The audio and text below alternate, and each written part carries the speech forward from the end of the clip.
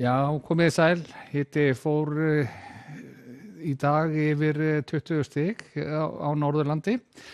og það nú svona nokkuð margir dagar í þeirri röð þar sem hiti hefur náð yfir 20 stig en væntanlega þó þessi dagur svo síðast í röðinni, allan ekki að sjá á næstu dögum að það muni gerast en hámarkshitinn mældist í Skagafirði 21 gráða og bæði á Sauðárkróki og innar í Skagafirði. En við erum með lægðirnar að dóla hér suður af landinu og það breytir svo sem ekki mikið til morguns. Við fáum hér inn rakagusur sem að gefa okkur úrkomu sem verða þá sýnum mest suðaustan til á landinu. En við erum ætlalega þó eftir að finna fyrir henni annar staðar, þar sé úrkomunni, því að þetta mun allt leita til norðvesturs yfir landið og gefa af sér úrkomu svona í minna mæli í öðrum landshlutum og jafnvel sem það hangi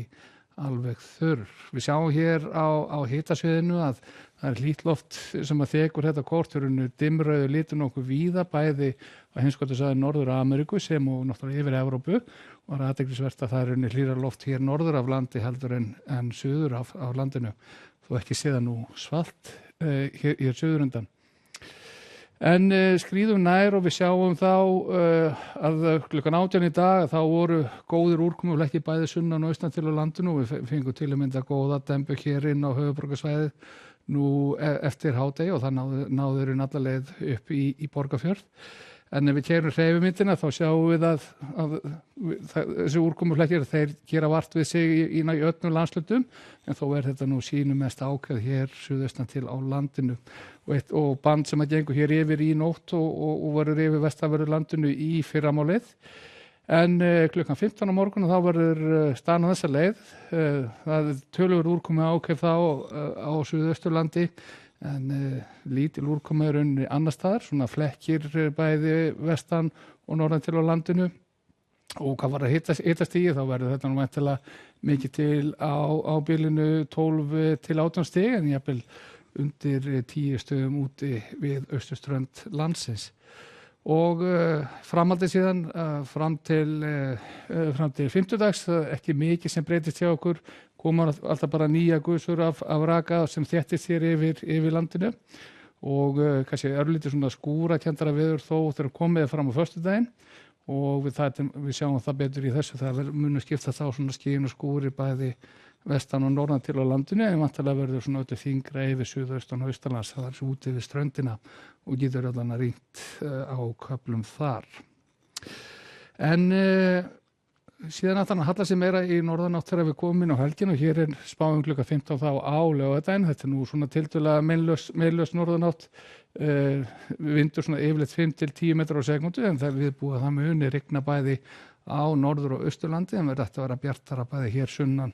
og vestan til á landinu en vissulega spáin að gera ráð fyrir skúraleiðingum hér allra síðst getur verið dálítið lægðadrag það sem orsakar skúraleiðingar og það ætlar að verða svo einnig á sunnudaginn eins og við sjáum hér þegar við skiptum yfir á sunnudagskortið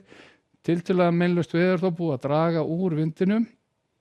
en það verður litla breytingar og við sáum að hitatölur norðanlands það eru nú svona víðast hvar undir 10 stigum. En hvað varðar veður út í heimi að þá hefur verið að byggja sig upp háþrýstisvæði yfir mið-Evrópu. Það lægð hér yfir Eystrasalti og skúraleiðingar víða í Skandinavíu sem og á Bretlandseyjum. En við sjáum þetta hæðasvæði hér sem nánast með miðju sína yfir Þýskalandi, sólríkt á þeim slóðum sem og víðast hvar annar staðar í álfunni við svona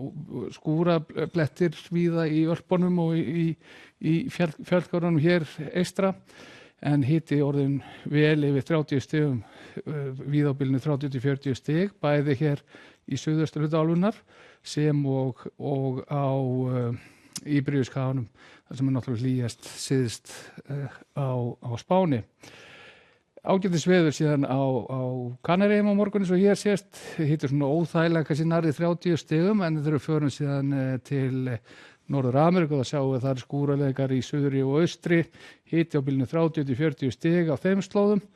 og sólríkt bæði í miðríkjunum sem og í vesturhluta Bandaríkjanna. En við skulum segja þetta gott að vera í dag. Verið sæl.